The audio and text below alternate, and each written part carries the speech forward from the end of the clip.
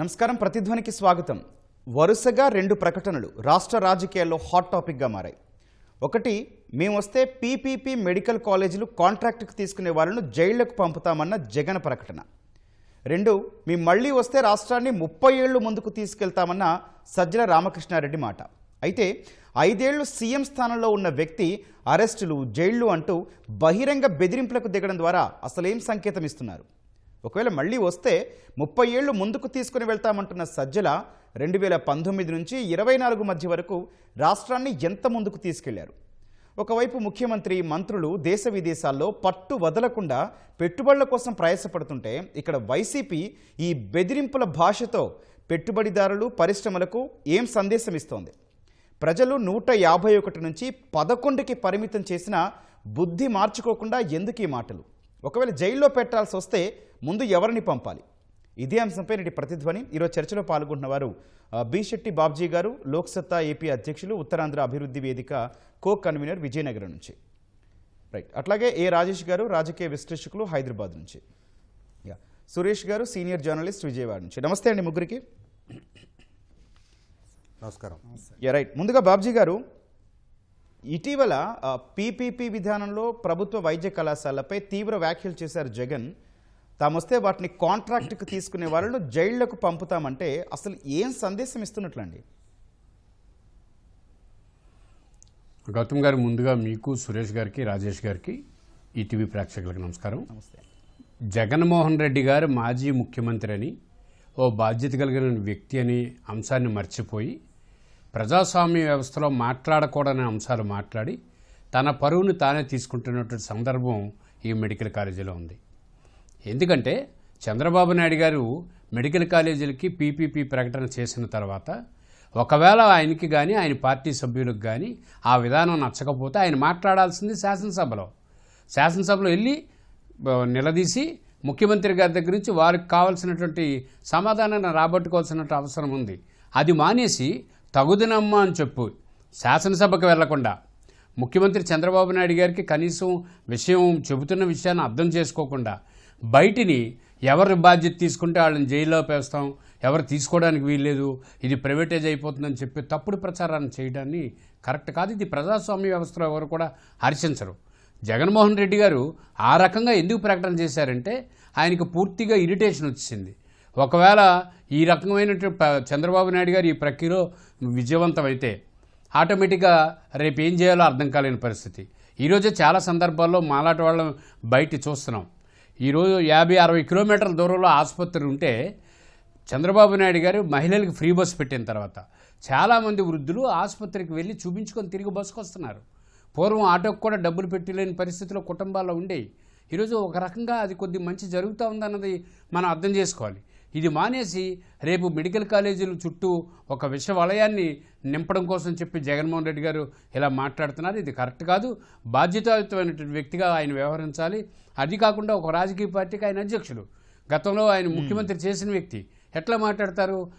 ఆశయాలపైన అంటే జరుగుతున్న పరిణామాలపైన తప్పులుంటే ఇది తప్పు అని చెప్పమనండి, లేదు శ్వేతపత్రం రిలీజ్ చేయమని చెప్పండి, లేదంటే చంద్రబాబు నాయుడు గారికి ఒక లేఖ రాయమనండి, లేదు అనుకుంటే ఆయనే ఒక అఖిలపక్షం పెట్టి ఇక అఖిలపక్షం ద్వారా చంద్రబాబు నాయుడు గారు ఇలా చేస్తే బాగుంటుంది అని చెప్పాలి తప్ప రాజకీయాన్ని రాక్షస క్రియలా మార్చి వస్తే ఊరుకోము, తన్నేస్తాము, లేకపోతే జైల్లో వేసేస్తాము, లేకపోతే మిమ్మల్ని అది చేస్తాం ఇది చేస్తామని బెదిరిస్తే అంటే ఇతర దేశాలకి, ఇతర రాష్ట్రాలకి మనకి ఏ రకమైన సంకేతం ఇస్తున్నాం? ప్రజాస్వామ్య వ్యవస్థలో ప్రతిపక్షంలో పోషించాల్సిన పాత్ర ఇది కాదు కదా. ఈ రకంగానే చంద్రబాబు నాయుడు గారు గతంలో ఏమీ చేయలేదు కదా. తాను వస్తే మార్పు చేస్తానని చెప్పాలి ఎప్పుడైనా జగన్మోహన్ రెడ్డి. అది మానేసి ఈ రకంగా మాట్లాడడాన్ని ప్రజలెవరు, ఒకవేళ నిజంగా పొరపాటు జరుగుతున్నా సరే జగన్మోహన్ రెడ్డి మాటలు చూసిన తర్వాత పొరపాటు పక్కకు పోద్ది తప్ప ఈ ప్రకటన వల్ల రాష్ట్రానికి నష్టం జరుగుతుంది, జగన్మోహన్ రెడ్డి గారి పార్టీకి నష్టం జరుగుతుంది తప్ప ఇంకోటి కాదు. ఏదేమైనప్పటికీ మాట్లాడేటప్పుడు భాషను చాలా ప్రామాణికంగా తీసుకోవాల్సిన అవసరం వైఎస్ఆర్సీపీ పార్టీలో జగన్మోహన్ రెడ్డి గారు అధ్యక్షుడిగా వారు తీసుకోవాలి. ఏమున్నా శాసనసభకు వెళ్ళి అక్కడ మాట్లాడండి, అక్కడ ప్రభుత్వం నుంచి కావాల్సిన సమాధానాన్ని రాబట్టుకోవాల్సిన అవసరం ఉంది గౌతమ్ గారు. రైట్. ఓకే అండి. రాజేష్ గారు, ఇప్పుడే కాదు, ఇదే ఫస్ట్ టైం కాదు, గతంలోనూ పలుమార్లు వైసీపీ అధ్యక్షుడు ఇలానే మాట్లాడారు. పోలీసులు, ప్రభుత్వ అధికారులని తీవ్ర స్థాయిలో బెదిరించిన సిచ్యువేషన్స్ కూడా మనం చూసాం. అట్లాంటి మాటల ద్వారా వారి వ్యూహం ఏంటండి అసలు? ఒకటేంటంటే జగన్మోహన్ రెడ్డి గారు అలా మాట్లాడటానికి నేను పుట్టి పెట్టాను అని చెప్పని ఫీల్ అవుతూ ఉన్నారు. పుట్టానని ఫీల్ అవుతూ ఉన్నారు ఆయన. అలా మాట్లాడటం తనకు హక్కుగా ఆయన భావిస్తూ ఉన్నారు. దానికి ప్రధాన కారణం ఏంటి అంటే, మనకి చిన్నప్పుడు మనందరం ఒక నీతి కథ చదువుకునే వాళ్ళం. తోటకూర దొంగతనం నాడే ఆ దొంగను కనుక కట్టడి చేస్తుంటే భవిష్యత్తులో అతను గజ దొంగ ఎదగకుండా కట్టడి చేయడానికి ఆస్కారం ఉండేది అని చెప్పని. అలాగే ఇవాళ జగన్మోహన్ రెడ్డి కూడా 2017 నంద్యాల ఉప ఎన్నిక నాడే నాడు ముఖ్యమంత్రిగా ఉన్న చంద్రబాబు నాయుడు గారిని ఉద్దేశించి నడి బజార్లో కాల్చాలి అని చెప్పని స్టేట్మెంట్ ఇచ్చినాడే ఒక రాష్ట్ర ముఖ్యమంత్రిని ఉద్దేశించి ఆ విధమైన వ్యాఖ్యలు చేస్తే చట్టపరంగా ఎదురుగాబోయే కాన్సిక్వెన్సెస్ ఏంటి అనేది కనుక అతనికి ఆ రోజు ప్రభుత్వ పరంగా చంద్రబాబు నాయుడు గారు రుచి చూపించున్నట్టయితే, ఇటువంటి వ్యాఖ్యలు చేస్తే ఈ విధమైన పరిస్థితులు పరిణామాలు నాకు ఎదురు కాబోతాయి కాబట్టి నేను ఇటువంటి వ్యాఖ్యలు చేయకూడదు అని చెప్పని గుణపాఠం అతనికి నేర్చుకోవడానికి ఆస్కారం ఉండేది. కానీ చంద్రబాబు నాయుడు గారు ఆ రోజు జగన్మోహన్ రెడ్డి గారి విషయంలో ప్రదర్శించిన ఉదాసీనత కారణంగా ఒక కండిషన్ బెయిల్ మీద ఉన్న అక్యూజ్డ్ పదే బెయిల్ కండిషన్స్ ఉల్లంఘిస్తూ సమాజంలో విద్వేషాలు పెంచే విధంగా, సమూహాల మధ్య విద్వేషాలు పెరగటానికి ఆస్కారం కలిగించే వ్యాఖ్యలు పదే చేస్తూ వస్తున్నాడు. అది ఈరోజే కాదు, మీరు గమనించుకోండి. ఏ రోజైతే నంద్యాల ఉప ఎన్నిక సందర్భంగా ఆనాడు ముఖ్యమంత్రి గారిని ఉద్దేశించి ఆ పరుష వ్యాఖ్య చేశాడో, ఆ తర్వాత అదే జగన్మోహన్ రెడ్డి చంద్రబాబు నాయుడు గారిని ఉద్దేశించి చీపురులతో కొట్టాలి అనే వ్యాఖ్యలు చేశాడు, నడిబజార్లో ఉరిదీయాలి అనే వ్యాఖ్యలు చేశాడు, రాళ్లతో కొట్టాలి అనే వ్యాఖ్యలు చేశాడు. అంటే ఒక రాష్ట్ర ముఖ్యమంత్రిని ఉద్దేశించి ఈ విధమైన వ్యాఖ్యలు చేయమని చెప్పని ఆయనకి ఏ రాజ్యాంగం, ఏ ప్రాథమిక హక్కుల ద్వారా ఆ విధంగా వ్యాఖ్యానించే హక్కులు కల్పించారు? ఇక్కడ ఈ విషయంలో చంద్రబాబు నాయుడు గారు ఆనాడు పోనీలే ప్రజలు ఇవన్నీ గమనించుతున్నారు కదా అని చెప్పని చూస్తూ ఊరుకున్న పర్యవసానం అతనికి నేను ఏ విధంగా అయినా సరే వ్యాఖ్యానించడానికి పుట్టాననే ఒక రకమైన బరితెగింపు ధోరణి ప్రబలిపోయింది. మీరు గమనించండి, తాను ముఖ్యమంత్రిగా బాధ్యతలు చేపట్టిన తర్వాత కూడా చిన్నపిల్లలకి విద్యా కానుక పేరిట ఒక బహిరంగ సభ ఏర్పాటు చేసి ఆ బహిరంగ సభ వేదిక మీద నుంచి పిల్లల ముందు ఇలా సైగ చేస్తూ, అక్కడ చిన్నపిల్లలు ఉన్నారు, వాళ్ళ మధ్య ఏ ప్రసంగం చేయొచ్చు చేయకూడదని చెప్పనే కనీసం మాత్రం ఇంగితం కూడా లేకుండా నా వెంట్రుకు కూడా ఎవరు పీకలేరు అని చెప్పని వ్యాఖ్యానించడం. అలాగే చిన్నపిల్లల స్కూల్ కిట్స్ పంపిణీ సందర్భంగా ఏర్పాటు చేసిన బహిరంగ సభలో పవన్ కళ్యాణ్ గారిని ఉద్దేశించి ఆయన వైవాహిక జీవితం గురించి అక్కడ ప్రస్తావించడం, అలాగే తెలుగుదేశం పార్టీ కేంద్ర కార్యాలయం మీద దాడి జరిగిన సందర్భంగా కూడా ఆ దాడిని సమర్థించడం, ఎన్నికల ప్రచార సందర్భంగా కూడా సిద్ధం అని చెప్పని బహిరంగ సభ ఏర్పాటు చేసి ఆ బహిరంగ సభ వేదిక మీద నుంచి ఇలా స్లీవ్స్ మడిచి యుద్ధానికి సిద్ధం గండి అని చెప్పని తన శ్రేణులకి పిలుపునివ్వటం. అక్కడతోటి ఆగల. విశాఖపట్నంలో జరిగిన సిద్ధం బహిరంగ సభలో చంద్రబాబు నాయుడు గారు, పవన్ కళ్యాణ్ గారు, అలాగే కిరణ్ కుమార్ రెడ్డి గారి రూపాల్లో కటౌట్లు ఏర్పాటు చేసి అక్కడ పంచింగ్ బ్యాగులు పెట్టి తన శ్రేణులతోటి ఆ పంచింగ్ బ్యాగులతోటి ఈ కటౌట్లను కొట్టిస్తూ ఏ విధమైన సందేశం ఆయన పంపించాడు సమాజానికి, ప్రజలకి ఆయన ఏ సంకేతం ఇస్తున్నాడు అనేది ఒక స్పష్టత వచ్చింది. ఇతను హింసని ప్రేరేపిస్తున్నాడు, పాలకుడికి ఉండాల్సిన సమయం అతని దగ్గర లేదు, ఇతను ఉన్మాదంతో వ్యవహరిస్తున్నాడని చెప్పని ప్రజలు రియలైజ్ అయ్యారు. కాబట్టి అతనికి ఏ స్థానం దక్కించాలో ఆ స్థానం దక్కించి 151 నుంచి 11 స్థానాలకు అతను పరిమితం చేశారు. చేసినా కూడా ఈ రోజు కూడా ప్రజలిచ్చిన తీర్పుని రియలైజ్ అవ్వకుండా, ఆ తీర్పు ఎందుకు దక్కిందనేది పునరాలోచించుకోకుండా నేను ఇలా మాట్లాడటమే ఘనత అని చెప్పని వాళ్ళ శ్రేణులేమో రప్ప నరకటం అనే సందేశాలు ఇస్తా ఉంటారు. ఇతనేమో రాష్ట్రంలోకి వచ్చే పెట్టుబడిదారుని, పారిశ్రామికవేత్తలందరినీ కూడా జైళ్లకు పంపిస్తారని బెదిరిస్తూ ఉంటాడు. రైట్, ఓకే అండి. సురేష్ గారితో మనం. సురేష్ గారు మీరు చెప్పండి, ఈ మధ్యలోనే, ఈ ప్రకటనల మధ్యలోనే అప్పటి వైసీపీ ప్రభుత్వంలో సలహాదారుగా చేసిన సజ్జల కూడా మాట్లాడుతూ మళ్ళీ తాము వస్తే రాష్ట్రాన్ని ఏకంగా 30 ఏళ్ళు ముందుకు తీసుకెళ్తామన్నారు. అయితే వారి 5 ఏళ్ల టైంలో ఎంత ముందుకు తీసుకెళ్లారండి? గౌతమ్ గారు, 5 ఏళ్ల టైంలో రాష్ట్రాన్ని ముందుకు తీసుకెళ్ళటం కాదు, దాదాపు 30 ఏళ్ళు వెనక్కి తీసుకెళ్లారు వీళ్ళు. రాష్ట్రం తిరోగమనంలోకి వెళ్ళింది, పురోగమనంలో నుంచి తిరోగమనంలోకి వెళ్ళింది.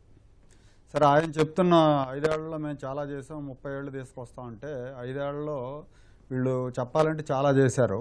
అప్పుల్లో నెంబర్ 1గా నిలబెట్టారు రాష్ట్రాన్ని. 7-8 లక్షల కోట్ల అప్పులు చేశారు 5 ఏళ్ల కాలంలో. అలాగే గంజాయి సాగులో నెంబర్ 1 చేశారు. నకిలీ మద్యం, నాసిరకం మద్యం సరఫరాలో నెంబర్ 1 చేశారు. చెప్పుకుంటూ పోతే ఇలాంటివి చాలా ఉన్నాయి. నాసిరకం మద్యం పేరుతో ప్రజల ప్రాణాలతో ఆడుకున్నారు వీళ్ళు. అదొక దాని మీద ఇప్పుడు దర్యాప్తు జరుగుతూ ఉంది. అలాగే గంజాయి సాగు, రాష్ట్రాన్ని దేశంలోనే గంజాయి సాగుకి ఒక హబ్ లాగా మార్చారు. ఎక్కడ గంజాయి దొరికినా కూడా దాని మూలాలు విశాఖపట్నం ఏజెన్సీ ప్రాంతం, పాడేరు ప్రాంతంలో ఉన్నాయని చెప్పి పోలీసు అధికారులు చెప్తూ వచ్చారు. మనం చూస్తే అప్పట్లో తెలంగాణలో నల్గొండ జిల్లా ఎస్పీ కూడా అదే చెప్పారు. ఆంధ్ర నుంచి గంజాయి వస్తుంది, మనం ఆపలేకపోతున్నాం అని చెప్పి అన్నారు. ఆ తర్వాత అక్కడ ప్రభుత్వ పెద్దలు మందలించడం, దాంతో తన స్టేట్మెంట్ని విత్డ్రా చేసుకోవడం కూడా జరిగింది అప్పట్లో. అలాగే ఉద్యోగుల విషయానికి వస్తే జీతాలు పెండింగ్లో పెట్టి ఆంధ్రప్రదేశ్ చరిత్రలో ఏనాడు కూడా వాళ్ళకి జీతాలు నెలాఖరికి ఇవ్వటం లేదంటే నెల మార్చి ఇవ్వటం అనేది జరగలేదు ఉద్యోగులకి. కానీ జగన్మోహన్ రెడ్డి హయాంలో జరిగింది.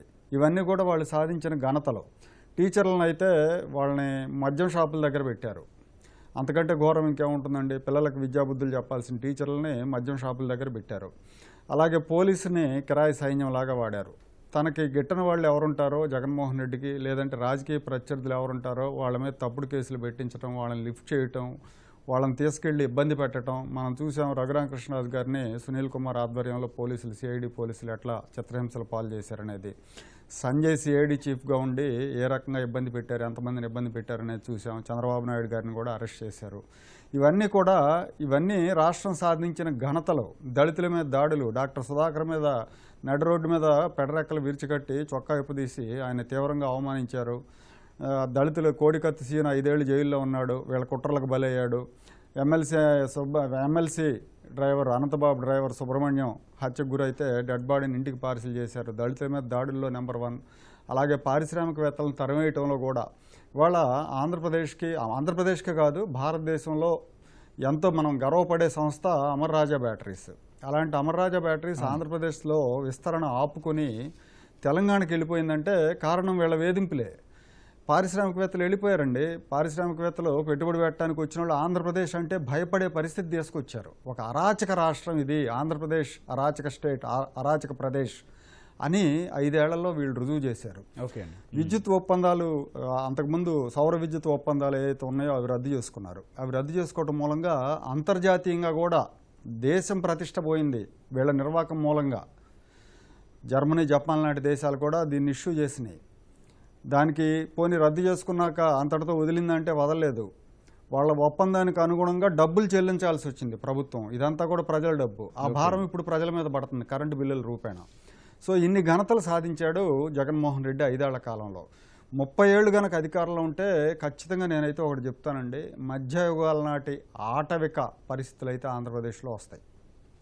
ఓకే, చర్చకు తిరిగి స్వాగతం. రాజేష్ గారు, కూటమి ప్రభుత్వం మీద మరెన్నో ఆరోపణలు, విమర్శలు చేస్తూనే ఉన్నారు జగన్. అయితే వారి 5 ఏళ్లకు కూటమి ప్రభుత్వం 2 ఏళ్ల పాలనకు మధ్య ప్రజల అభిప్రాయాలు ఎట్లా ఉన్నాయండి?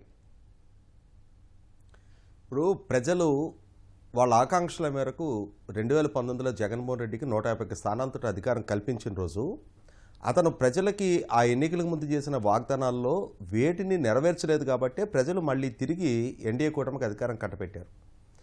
ఆ రోజు జగన్మోహన్ రెడ్డి ఏమని చెప్పాడు? వలసలు లేని ఉపాధి కల్పిస్తా, 13 జిల్లాలని 13 హైదరాబాద్కి అభివృద్ధి చేస్తా అన్నాడు.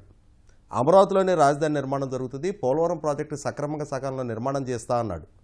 ఉద్యోగస్తులకి మెరుగైన పీఆర్సీ ఇస్తా, క్రమం తప్పని డిఏలు ఇస్తా, సిపిఎస్ వారంలో రద్దు చేస్తా అన్నాడు. ఈ వాగ్దానాల్లో వేటిని అతను నెరవేర్చకపోగా జనాభాలో సగభాగమైన మహిళలను అతను మద్య నిషేధం పేరిట వంచి మద్యం పాలసీ మాటనే ఏ విధమైన దోపిడీకి పాల్పడ్డాడు అనేది వాళ్ళ విచారణలో నిర్ధారణ అవుతూ ఉంది. ఇటువంటి పరిస్థితుల్లో ప్రజలు తమ భవిష్యత్తు, తమ బిడ్డల భవిష్యత్తు, రాష్ట్ర భవిష్యత్తు మళ్ళీ తిరిగి చక్కబడాలి అని అంటే అది ఎన్డీఏ కూటమి, చంద్రబాబు నాయుడు గారు లాంటి అనుభవజ్ఞుడు, సమర్థుడు పాలకుడిగా ఉంటేనే సాధ్యం అనే ఒక నమ్మకంతో 164 స్థానాలతో ఎన్డీఏ కూటమిని గెలిపించుకొని ఇవాళ ఈ 18 నెలలు, మొన్న డిసెంబర్ 12వ తారీఖుకి ఎన్డీఏ కూటమి పదవి బాధ్యతలు చేపట్టి 18 నెలలు పూర్తయింది. ఈ 18 నెలల కాలంలో ఎన్నికలకు ముందు తాము చేసిన 20 లక్షల ఉద్యోగ కల్పన వాగ్దానానికి అనుగుణంగా సుమారుగా ఇప్పటికే 20 లక్షల కోట్ల రూపాయల పారిశ్రామిక ఒప్పందాలు ఖరారు చేసుకున్నారు. ఈ పారిశ్రామిక ఒప్పందాలు కనుక కనీసం ఒక 60-70% గ్రౌండింగ్ అయినా కూడా 5 సంవత్సరాల కాలంలో తాము కల్పిస్తామని చెప్పిన 20 లక్షల ఉద్యోగ కల్పనలో మినిమం అంటే మినిమం ఒక 10 లక్షలకు పైగా ఉద్యోగాలు ఆల్రెడీ రాష్ట్ర యువతకు అష్యూర్ చేసినట్టుగానే భావించవచ్చు. అలాగే రాజధాని పనులు వేగం పుంజుకున్నాయి. సంక్షేమ పరంగా చూసుకున్నప్పుడు జగన్మోహన్ రెడ్డి 2,000 ఉన్న పెన్షన్ 3,000 చేస్తానని చెప్పిన వాగ్దానాన్ని నెరవేర్చుకోవడానికి 5 సంవత్సరాల కాలం తీసుకుంటే ఎన్డీఏ కూటమి తాను పదవి బాధ్యతలు చేపట్టిన 19వ రోజే ఆ వాగ్దానాన్ని నెరవేర్చుకుంది. అలాగే మిగిలిన సంక్షేమ పథకాలు కూడా ఒక్కొక్కటిగా అమలు చేస్తూ వస్తున్నారు. ప్రజలు ఇవాళ జగన్మోహన్ రెడ్డి ఒకనాటి విధ్వంసం నుంచి మళ్ళీ తిరిగి బయటపడి ఖచ్చితంగా వాళ్ళ భవిష్యత్తు, వాళ్ళ బిడ్డల భవిష్యత్తు సుస్థిరం అవుతుందని ఒక నమ్మకంతో ఎన్డీఏ కూటమి వైపు చూస్తూ ఉన్నారు. ఎన్డీఏ కూటమి కూడా 16,347 టీచర్ నియామకాలతోటి ఒక మెగా డిఎస్సి కండక్ట్ చేసింది. రీసెంట్గా 5,757 పోలీస్ కానిస్టేబుళ్ల నియామక ప్రక్రియ కూడా ముగించి వారికి ఆ నియామక ఉత్తర్వులు కూడా అందజేయడం జరిగింది. వీటికి తోడు అదనంగా లక్షలాది కోట్ల రూపాయల పారిశ్రామిక పెట్టుబడులతోటి అటు శ్రీకాకుళం నుంచి ఇటు అనంతపూర్ జిల్లా వరకు అన్ని జిల్లాల్లోనూ అభివృద్ధి దిశగా వాళ్ళ పెట్టుబడి ప్రతిపాదనలతోటి సంస్థల ఏర్పాటుకి చాలా చొరవ చూపుతూ ఉంది. ఇదే సమయంలో రాజధాని నిర్మాణం కానీ, పోలవరం ప్రాజెక్ట్ నిర్మాణం కానీ, హైవే కనెక్టివిటీ కానీ, రైలు కనెక్టివిటీ కానీ కేంద్ర ప్రభుత్వ సహకారంతో పనులు వేగవంతం చేస్తూ ఉన్నారు. ఇటువంటి పరిస్థితుల్లో ప్రజలు తాము ఏ నమ్మకంతో ఎన్డీఏ కూటమిని గెలిపించుకున్నామో ఆ నమ్మకం నిలబెట్టుకునే దిశగానే ఇవాళ ఎన్డీఏ కూటమి ప్రభుత్వ పాలన జరుగుతుంది అని చెప్పని ఒక నమ్మకంతో ఉన్నారు. అదే సందర్భంలో కంక్లూడ్ చేయండి రాజేష్ గారు. అదే సందర్భంలో ఏ నమ్మక ద్రోహానికి పాల్పడ్డందుకు జగన్మోహన్ రెడ్డిని ఓడించామో ఆ ఓటమికి అతనికి దక్కించటం వల్ల తాము తీసుకున్న నిర్ణయం సహేతుకమైన అని చెప్పనే నిర్ణయంలో ప్రజలు ఉన్నారు. కాబట్టి వాళ్ళ జగన్మోహన్ రెడ్డి గారి నాటి పాలనకి నేటి పాలనకి అసలు పొంతనే లేదు. మనం గ్రామాల్లో మనం చెప్పుకున్నట్టు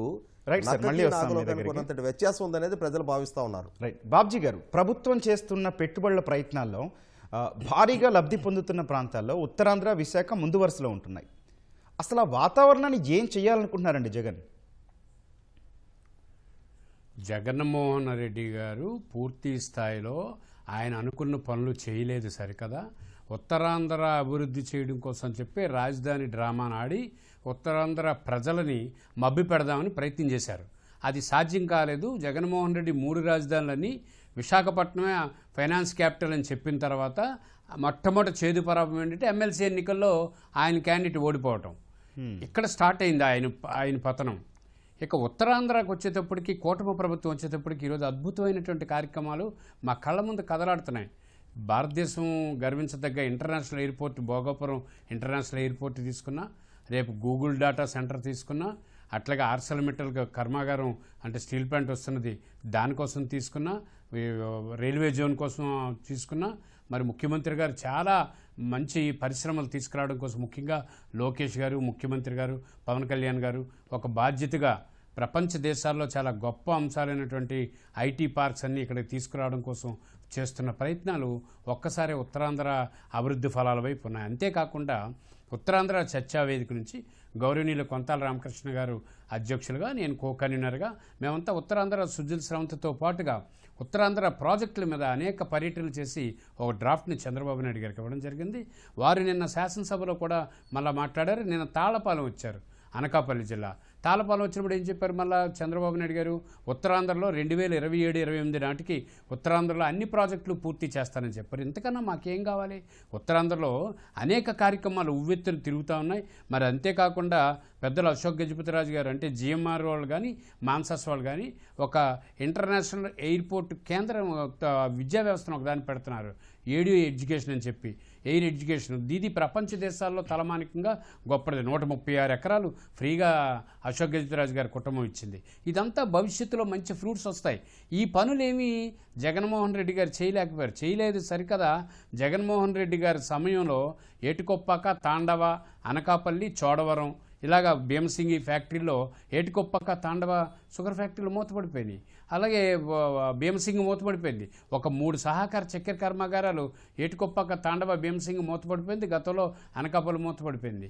ఈ పరిస్థితిలో జగన్మోహన్ రెడ్డి గారు, అలాగే మీరు బాగా అబ్జర్వ్ చేయండి, విశాఖపట్నం కేంద్రంగా రోజుకి 1,00,000 బెల్లం దెమ్మలు వచ్చే అనకాపల్లి మార్కెట్ ఏమైపోయిందో తెలియదు. ఆ రోజు అక్కడ మంత్రి గుడివాడ అమర్నాథ్ మంత్రి, అలాగే జగన్మోహన్ రెడ్డి గారికి ఎంతోమంది రైతులు గోల పెట్టుకున్నారు. ఆ రైతులకు కూడా ఆ రోజు న్యాయం జరగలేని పరిస్థితి జరిగింది. అందుకని ఉత్తరాంధ్ర వైపు వైపు అభివృద్ధి వైపు అడుగులు వేస్తుంది ఉత్తరాంధ్ర. గ్యారంటీగా కూటమి ప్రభుత్వం చేస్తున్న ప్రతి శ్రమని కూడా ప్రజలు గుర్తిస్తున్నారు. రైట్, తప్పనిసరిగా అండి. ఓకే సురేష్ గారు, నిజానికి పీపీపీ వైద్య కళాశాలపై కూటమి ప్రభుత్వం తీసుకున్నది కొత్త నిర్ణయం ఏం కాదండి. ఎన్ఎంసీ కూడా అదే అంటోంది, కేంద్రం కూడా అదే అంటోంది. అయినా వైసీపీ ఎందుకు రాద్ధాంతం చేస్తుంది?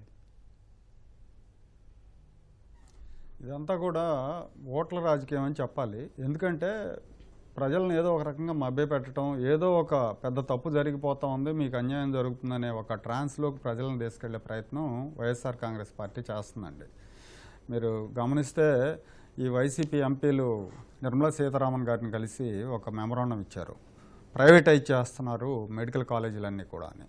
ఆవిడ స్పష్టంగా చెప్పారు, మొహం మీద గుద్దినట్టు చెప్పారు, అది ప్రైవేటైజ్ కాదు, పీపీపీ పబ్లిక్ ప్రైవేట్ పార్ట్నర్షిప్లో చేస్తున్నారు, మీరు ప్రైవేటైజ్ అని ఎలా చెప్తారు అని అడిగారు. పైగా ఆవిడ ఇంకో మాట అన్నారు, మీరు జనాన్ని తప్పుదోవ పట్టించినట్టు నన్ను తప్పుదోవ పట్టించవద్దు అన్నారు. అంటే వాళ్ళు కూడా గమనించారు వీళ్ళు జనాన్ని తప్పుదోవ పట్టిస్తున్నారు అనేది.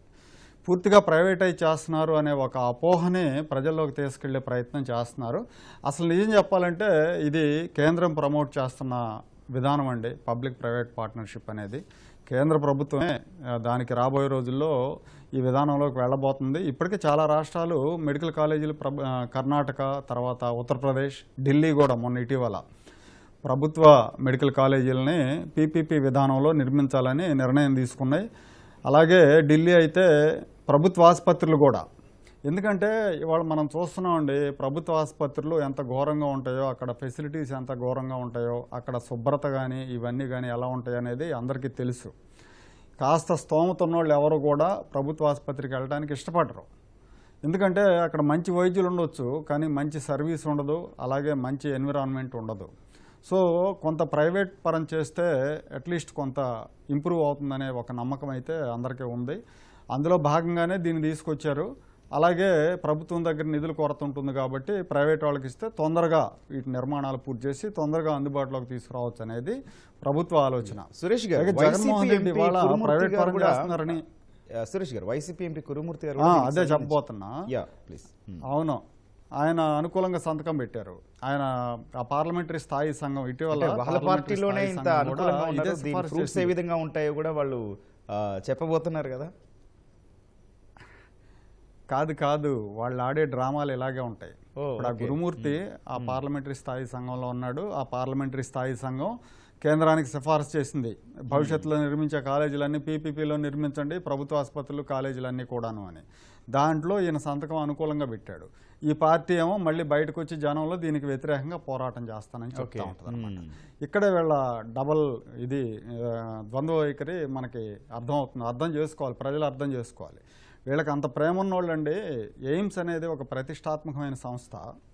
ఎయిమ్స్ మంగళగిరిలో స్థాపించారు. అది కూడా ఎన్డీఏ కూటమి అధికారంలో ఉన్నప్పుడు వచ్చింది.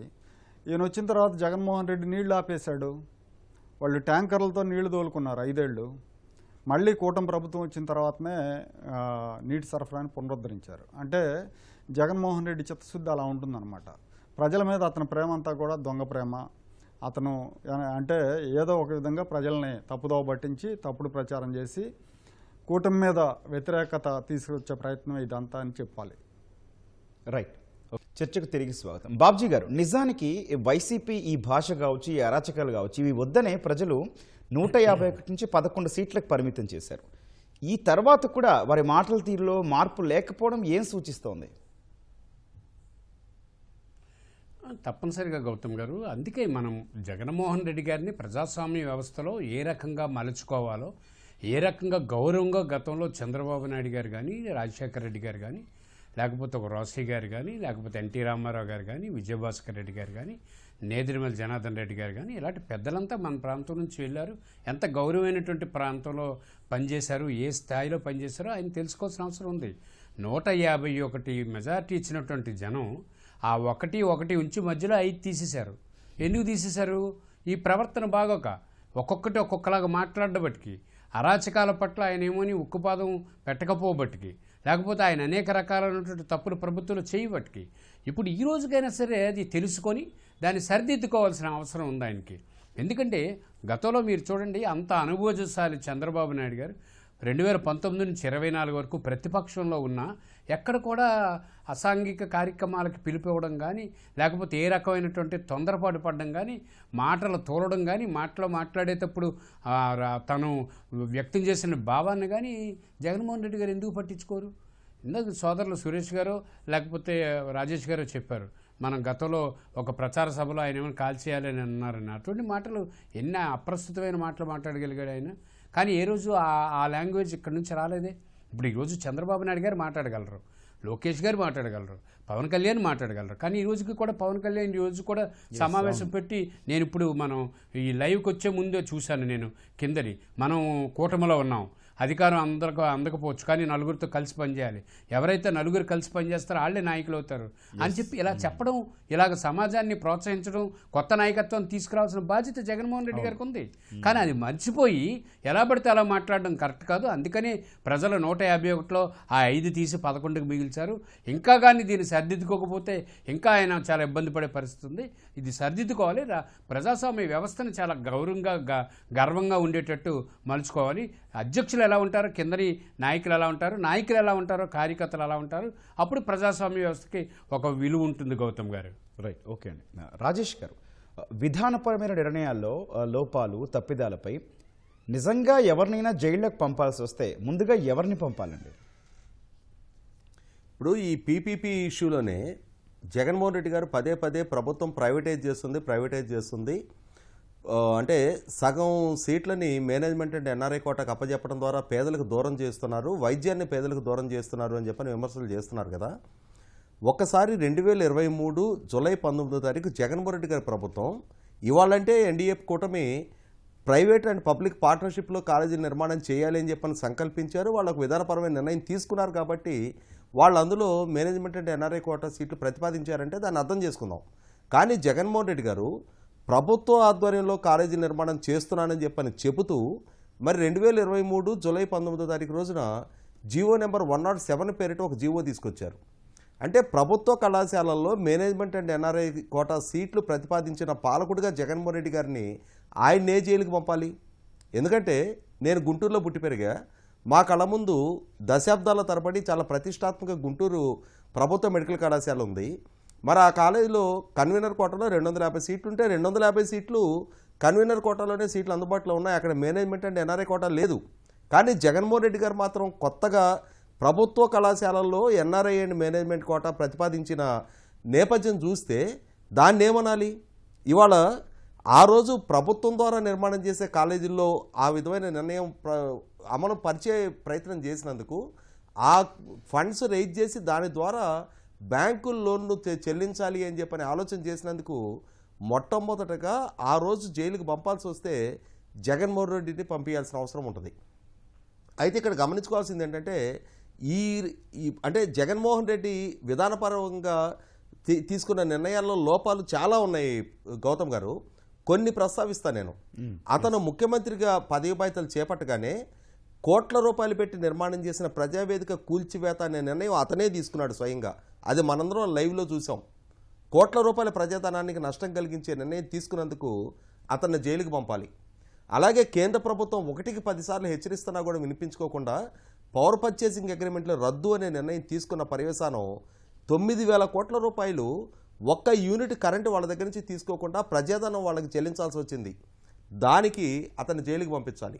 అలాగే 7,000 కోట్ల రూపాయలు ఖర్చు పెట్టి నిర్మాణం చేసిన రాజధాని పనులను స్తంభింపజేసి అసంపూర్తిగా భవనాలు మిగిల్చి వాటిల్లో గబ్బిలాలు తిరిగేలాగా చేసిన పర్యవసానం ఆ రోజు 7,000 కోట్లు దాని జస్టేషన్ లేట్ అయింది. పైగా ఆ రోజు 41,000 కోట్ల రూపాయలతో ప్రతిపాదించిన పనులు ఇవాళ 5 సంవత్సరాల తర్వాత మళ్ళీ ఇప్పుడు పునఃప్రారంభించాలి అని అంటే 61,000 కోట్లు అవుతా ఉంది. అంటే 20,000 కోట్ల రూపాయలు ఎస్కలేషన్కి అతనే బాధ్యుడు. ఇదే అంశం పోలవరానికి వర్తిస్తుంది.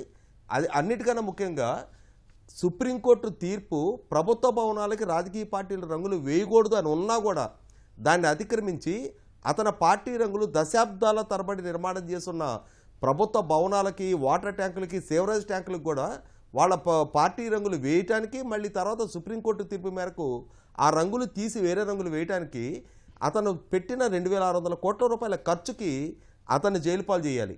ఇలా చెప్పుకుంటూ వెళ్తే జగన్మోహన్ రెడ్డి విధానపరంగా తీసుకున్న నిర్ణయాల వల్ల రాష్ట్రానికి జరిగిన నష్టం, ఆంధ్రప్రదేశ్ పౌర సమాజం తాము గట్టిన పన్నుల నుంచి చెల్లించిన నష్టం కనీసం 1,00,000 కోట్ల రూపాయలకు పైగా ఉంటుంది.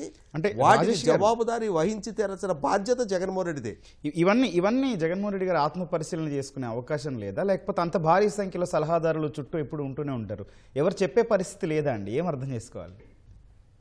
ఇక్కడ ఒక అంశం గుర్తు చేసుకోవాల్సింది ఏంటి అంటే, జగన్మోహన్ రెడ్డి ఎవరి సలహాల మీద ఆధారపడో లేకపోతే ఇంకెవరో సలహాలు ఇస్తేనో నిర్ణయాలు తీసుకొని వాటిని అమలుపరిచిన అంతటి ప్రజాస్వామ్య స్ఫూర్తి అతని దగ్గర లేదండి. అతను చాలా ఒంటెద్దు పోకడ వ్యవహారం. అటువంటప్పుడు జగన్మోహన్ రెడ్డి చంద్రబాబు నాయుడు గారికి ఒక అంశాన్ని పరిచయం చేశాడు. ఏమని? చంద్రబాబు నాయుడు గారు 2019కి ముందు ప్రకృతి వనరైన ఇసుకని ఉచితంగా ప్రజలకు ఇవ్వాలి అనే ఒక విధానపరమైన నిర్ణయం తీసుకుంటే దానివల్ల ప్రభుత్వ ఖజానాకి నష్టం కలుగుతుంది అని చెప్పని చంద్రబాబు నాయుడు గారి మీద కేసు పెట్టాడు. మరి ఒక విధానపరమైన నిర్ణయం ద్వారా ప్రభుత్వానికి వచ్చే కొద్దిపాటి రెవెన్యూని సాక్రిఫైస్ చేసి ఆ ప్రకృతి వనరుని ప్రజలకు ఉచితంగా ఇవ్వడం ద్వారా నిర్మాణ రంగం పుంజుకోవడానికి ఆయన దోహదం చేశారు ఆ రోజు. దాంట్లోనే తప్పుపట్టి దానికే ఆనాడు ముఖ్యమంత్రిగా చంద్రబాబు నాయుడు గారి మీద కేసులు నమోదు చేస్తే మరి ఇప్పుడు నేను ప్రస్తావించిన ఈ నష్టాలన్నిటికీ ఎవరు బాధ్యత తీసుకోవాలి? ఇవాళ ఎన్డీఏ కూటమి కూడా నేను పదే చాలా మీడియా చర్చల్లో ఇదే అంశాన్ని లేవనెత్తాను, చాలా వీడియోల ద్వారా కూడా ఇదే అంశాన్ని ప్రభుత్వం దృష్టికి తీసుకెళ్తూ ఉన్నా. ఇన్ని నష్టాలు ఇతని వల్ల జరిగినప్పుడు ఆ నష్టాలకి అతన్ని అకౌంటబుల్ కనుక చేసి ఇవాళ అతని ప్రజా జీవితంలో ముఖ్యమంత్రిగా అతను తీసుకున్న నిర్ణయాల వల్ల ఈ ప్రభుత్వానికి ప్రజలకు జరిగిన నష్టానికి నువ్వు బాధ్యుడివి అని చెప్పని అతను కనుక చట్టం ముందు నిలబెడితే ఆ రోజు ఈ విధంగా ఇతను పెట్టుబడిదారులని, పారిశ్రామికవేత్తలని, ప్రజలని, వ్యవస్థలని, ప్రభుత్వాలని, పాలకుల్ని బెదిరించే ధైర్యానికి అతను దిగలేడు. అంతటి బరితెగింపు ధోరణి అతను ప్రదర్శించలేడు. ప్రభుత్వం ఈ విషయంలో కొంత ఉదాసీనతను పక్కకు పెట్టి క్రియాశీలకంగా అతను కట్టడి చేయడానికి చట్టపరంగా ఎన్ని వెసులుబాట్లు ఉంటే అన్ని వెసులుబాట్లు ఉపయోగించుకోవాలి గౌతమ్ గారు. కారణం ఏంటంటే ఈ వ్యక్తి 12 సంవత్సరాల 2 నెలలకు పైగా కండిషన్ బెయిల్ మీద ఉన్న కరెక్ట్గా రేపటికి 3 నెలలు పూర్తవుతుంది ఇతనికి బెయిల్ దక్కి. 12 సంవత్సరాల 3 నెలలుగా అతను బెయిల్ మీద ఉన్న ఎక్యూజ్ నెంబర్ 1 ఒక కండిషన్ బెయిల్ మీద ఉండి చట్టబద్ధంగా జీవిస్తానని కోర్టుకు హామీ ఇచ్చొచ్చి ఈ విధంగా వ్యవహరిస్తా ఉన్నప్పుడు అతను బెయిల్ రద్దుకు కూడా ప్రభుత్వం మూవ్ చేయడానికి స్కోప్ ఉందండి. సురేష్ గారు, సజ్జలతో పాటు చాలా మంది వైసీపీ నేతలు మరో మాట కూడా అంటున్నారు. ఇప్పటికిప్పుడు ఎన్నికలు జరిగితే 175కి 151కి పైగా, ఒకవేళ పెరిగితే 200కి పైగా స్థానాలు అంటున్నారు. అయితే జనం ఏమనుకుంటున్నారండి? అంటే కేఏ పాల్ కూడా చెప్తా అండి, నాకు 175కి 175 స్థానాలు వస్తాయని చెప్తారు ఆయన కూడా. వాళ్ళు చెప్పగానే అది అవ్వదు. యాక్చువల్గా గ్రౌండ్లో అయితే ఆ పరిస్థితి లేదు. ప్రజలు వీళ్ళని పూర్తిగా అసహించుకున్నాకే వీళ్ళని 11 సీట్లకు పరిమితం చేశారు. వీళ్ళు అది తెలుసుకోకుండా పాత పోకడలు పోతున్నారు. వీళ్ళలో మార్పు ఏం లేదండి. వీళ్ళు అధికారంలో ఉన్నప్పుడు ఎంత అరాచకంగా బిహేవ్ చేశారో, ఎంత అహంకారపూరితంగా వ్యవహరించారో ప్రతిపక్షంలోకి వచ్చిన తర్వాత కూడా అలాగే వ్యవహరిస్తున్నారు. వీళ్ళ వైఖరిలో మార్పు ఏం లేదు. పైగా ఈ పరాజయం మనకెందుకు వచ్చింది అని ఒక పరిశీలన చేసుకోవాలి. పార్టీలో సమావేశం పెట్టుకొని ఎందుకు వచ్చిందని పరిశీలన చేసుకోవట్లేదు. అదేదో ఒక నెపం అంటే దేవుడికే తెలియాలన్నట్టుగా జగన్మోహన్ రెడ్డి గారు ఆ ఎన్నిక తర్వాత జరిగిన ప్రెస్ మీట్లో చెప్పారు. ఏం జరిగిందో ప్రజలందరూ నన్ను అభిమానిస్తూనే ఉన్నారు, కానీ ఈ సీట్లు ఏంటి, ఏం జరిగిందో ఏంటో ఆ దేవుడికి తెలియాలని అందులో ఏదో కుట్ర కోణం ఉంది అన్నట్టుగా ఇండైరెక్ట్గా ఆరోపణలు చేశారు. మళ్ళీ డైరెక్ట్గా కూడా చేయలేడు ఆయన. చేస్తే మళ్ళీ కేంద్రం నుంచి మొట్టికాయలు పడితేనే భయం ఉందనుకుంటా ఆయనకి. సరే, ఇక్కడ ఏంటంటే ఆయన మారలేదు, ఆయన పార్టీ నాయకులు మారలేదు, ఆయన పార్టీ కార్యకర్తలు కూడా మారలేదు. జగన్మోహన్ రెడ్డి ఇప్పటికీ అదే భాష మాట్లాడుతున్నాడు. పోలీస్ అధికారులు తాట తీస్తానంటున్నాడు, నాయకులు తాట తీస్తానంటున్నాడు, సప్త సముద్రాల అవతలున్న లాక్కొచ్చి కొడతానంటున్నాడు. అలాగే ఆయన పార్టీ నాయకులు కూడా అదే పందాలో మాట్లాడుతున్నారు. పేరు నాని దగ్గర నుంచి మిగతా వాళ్ళు జోగి రమేష్ దాకా అందరూ కూడా ఇదే భాష మాట్లాడుతున్నారు. కొంతమంది ఒకరిద్దరు ఆగారు కానీ మిగతా వాళ్ళు ఎవరు కూడా ఆగలేదు. వీళ్ళు అలాగే ఈ పార్టీ కార్యకర్తలు అయితే తెగబడి రెచ్చిపోతున్నారు అడ్డగోలుగా. వాళ్ళు నిన్న చూసుంటారు, మీరు కూడా చూసుంటారు, జగన్మోహన్ రెడ్డి బర్త్డే జరిగింది. జనరల్గా పుట్టినరోజు వేడుకలు అంటే ఎలా జరుగుతాయండి? కేక్ కటింగ్లు పెట్టుకుంటారు. అభిమాన నాయకుడు బర్త్డే అయితే కేక్ కటింగ్లు చేస్తారు, లేదా అవకాశం ఉంటే ఆయన కలిసి విష్ చేస్తారు, లేదంటే ఏ గవర్నమెంట్ హాస్పిటల్లో పళ్ళు పంపిణీ చేస్తారు, లేదా అన్నదాన శిబిరాలు, రక్తదాన శిబిరాలు ఏర్పాటు చేస్తారు. కానీ వీళ్ళు రక్తాభిషేక శిబిరాలు నిర్వహించారు.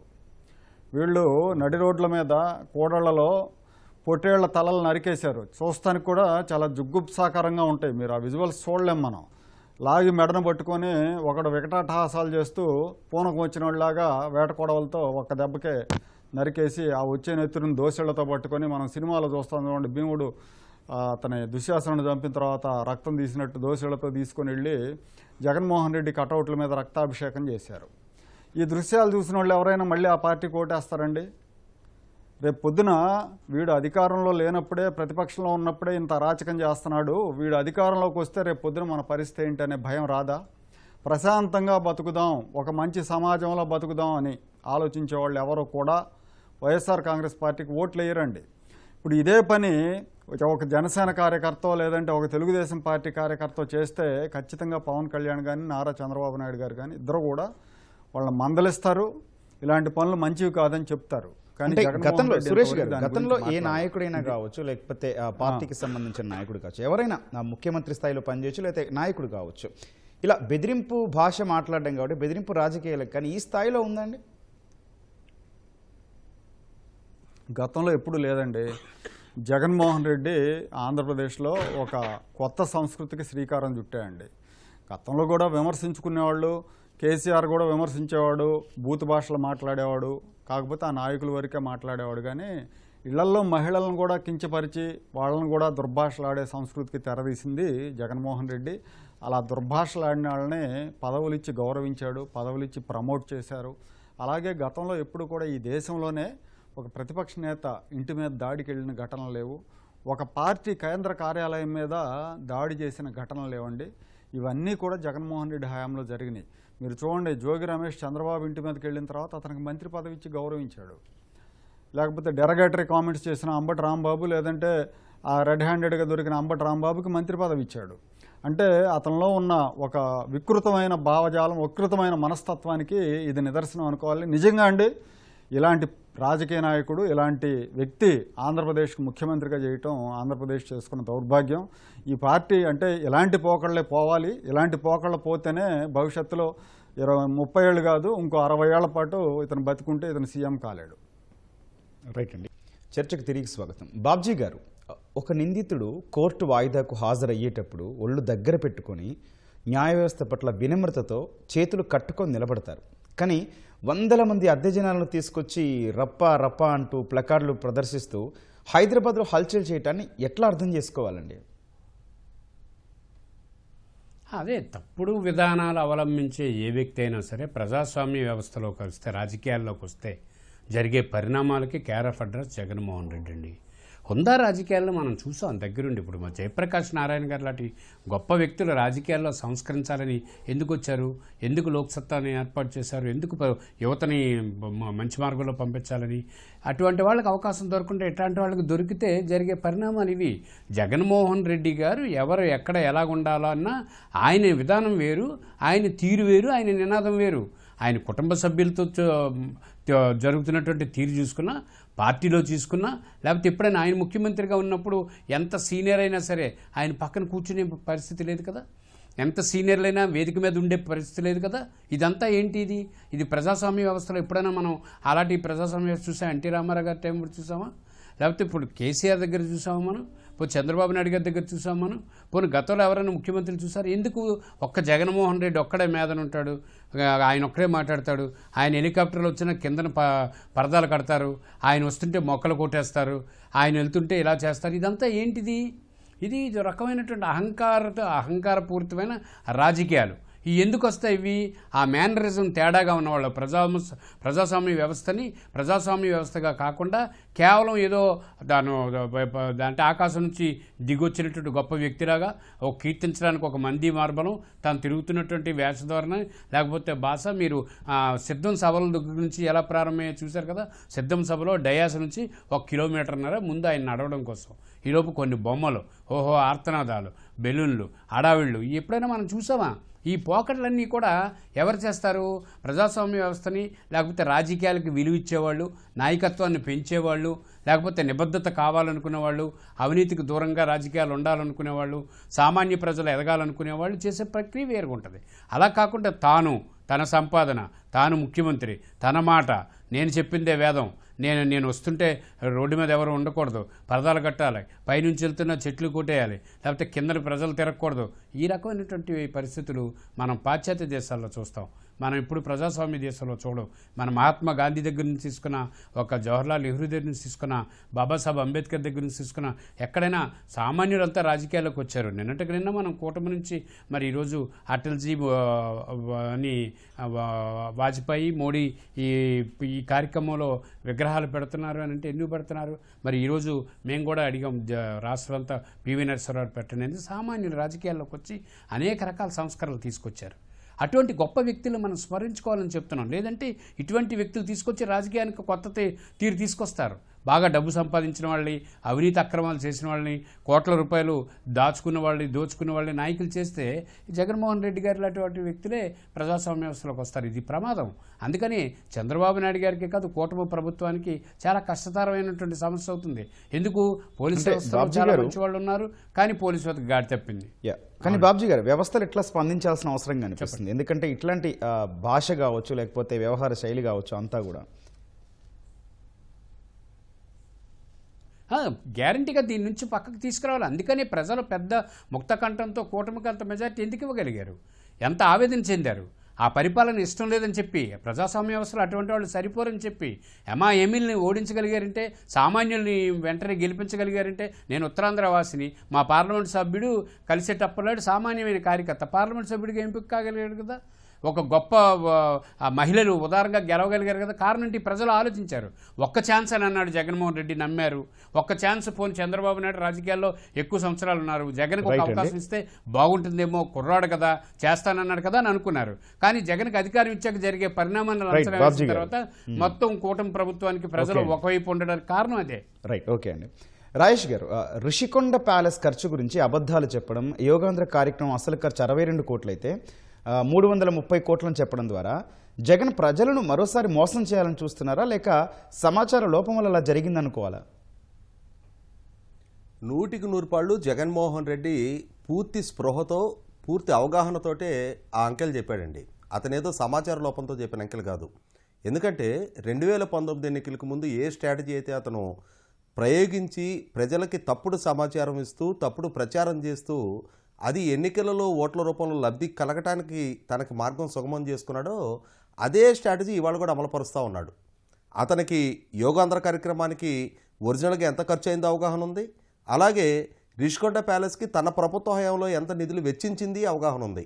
అయినా సరే ఈరోజు నేను ఏది చెప్తే అదే ప్రజలు నమ్ముతారు అని చెప్పనే ఒక రకమైన నమ్మకం అతనిలో ఉంది. కారణం ఏంటి అంటే 2019 ఎన్నికలకు ముందు మనం చూసాం. ఆ రోజు పోలవరం సవరించిన అతను 25,000 కోట్ల అవినీతి జరిగింది అని కేంద్ర ప్రభుత్వానికి ఫిర్యాదులు చేశాడు. తాను అధికారంలోకి వచ్చిన తర్వాత అదే సవరించిన అంచనాలను ఆమోదించమని కేంద్ర ప్రభుత్వం చుట్టూ ప్రాధేయపడుతూ తిరిగాడు. ఆ రోజున 37 మంది సీఏల్ని డిఎస్పీలుగా ప్రమోట్ చేస్తే వాళ్ళని అందులో 33 చంద్రబాబు నాయుడు గారు సామాజిక వర్గీయులే అని చెప్పని ప్రజల్ని నమ్మబలికాడు. ఆ రోజు ప్రభుత్వం కూడా దాన్ని ప్రాపర్ సైంటిఫిక్ కళ్ళ ముందున్న అథెంటిక్ ఈ సమాచారంతో అతను కౌంటర్ చేయలే. హాయ్లాండ్ లోకేష్ కొట్టేశాడన్నారు. రాష్ట్ర వ్యాప్తంగా ఉన్న అగ్రిగోల్డ్ భూములు తెలుగుదేశం నాయకులు కొట్టేశారన్నారు. సదావర్తి భూములు తెలుగుదేశం నాయకులు కొట్టేశారన్నారు. రాజధాని నిర్మాణం జరుగుతూ ఉంటే అది అమరావతి కాదు భ్రమరావతి అన్నారు. కాదు కమరావతి అన్నారు. ఇట్లా రకరకాల ఆరోపణలు చేశారు. అన్నిటికంటే పరాకాష్ఠగా తన కుటుంబంలో తన చిన్నాన్న దారుణంగా హత్యకు గురిగావించబడితే దాన్ని మొదట సహజ మరణంగా తన సొంత మీడియాలో ప్రచారం చేశారు. అది హత్య అని నిర్ధారణ అయిన తర్వాత నాడు ముఖ్యమంత్రి చంద్రబాబు నాయుడు గారికి ఆపాదించి నారాసుర రక్త చరిత్ర అని చెప్పని చంద్రబాబు నాయుడు గారిని ఒక హంతకుడిగా ప్రజల ముందు పోర్ట్రేట్ చేశాడు. ఇవన్నీ అతనికి ఎన్నికల్లో కలుసుపాటుగా ఓట్ల రూపంలో అతనికి లబ్ధి చేకూర్చాయి. ఈ స్ట్రాటజీ మరొకసారి అమలుపరిచే ప్రయత్నం చేస్తూ ఉన్నాడు. కాబట్టి ఇక్కడ ప్రభుత్వం కూడా జాగ్రత్తతో వ్యవహరించాల్సింది ఏంటి అంటే 37 మంది సీఏల విషయంలో అతను బ్లేటెంట్గా అబద్ధం చెప్పినాడే. రాష్ట్ర ముఖ్యమంత్రిగా ఉన్న చంద్రబాబు నాయుడు గారికి తనకి ఏమాత్రం సంబంధం లేని ఒక హత్య కేసును ఆపాదించి ఆయన వ్యక్తిత్వానికి పాల్పడ్డ రోజే వాళ్ళ సొంత మీడియాలో ముఖ్యమంత్రి గారి ఫోటోని మార్ఫింగ్ చేస్తూ ఆయన ఒక హంతకుడుగా రక్త పిపాసిగా ప్రజల ముందు చిత్రీకరించిన రోజే చట్టపరంగా కనుక చంద్రబాబు నాయుడు గారు చర్యలు తీసుకొని ఉన్నట్టయితే ఇవాళ జగన్మోహన్ రెడ్డిలో ఇంత బరితెగింపు పెరగడానికి ఆస్కారం కలిగి ఉండేది కాదు.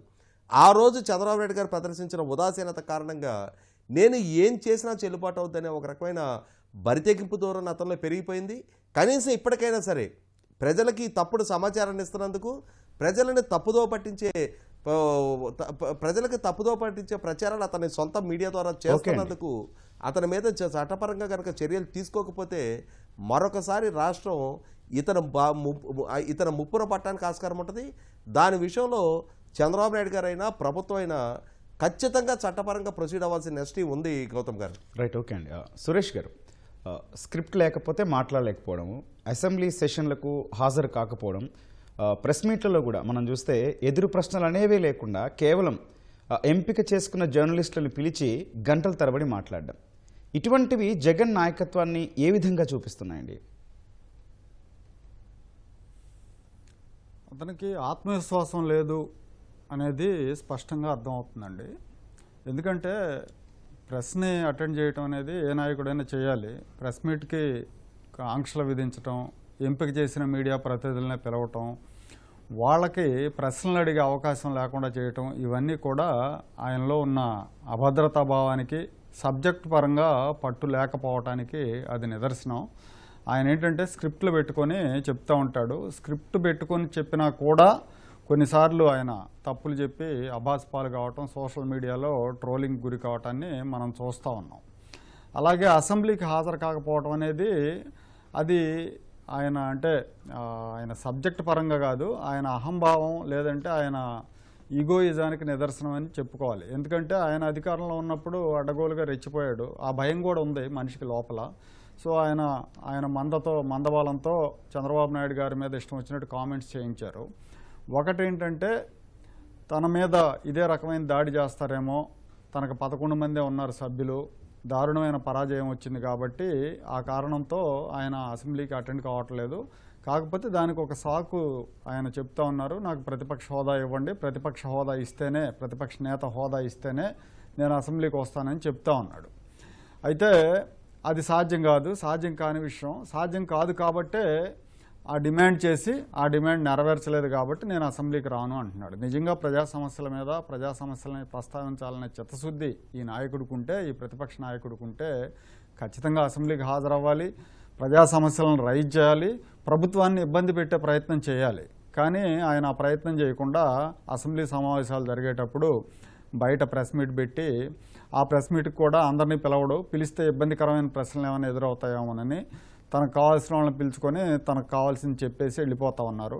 బహిరంగ సభల విషయానికి వచ్చినా కూడా ఆయన అదే స్క్రిప్ట్ లేకుండా ఆయన మాట్లాడలేడు.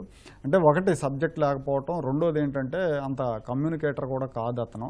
అందుకనే స్క్రిప్ట్లు పెట్టుకొనో లేదంటే ఎంపిక చేసిన విలేకరులను కొంతమందిని పిలుచుకొనో మాట్లాడుతూ ఉంటారు ఆయన.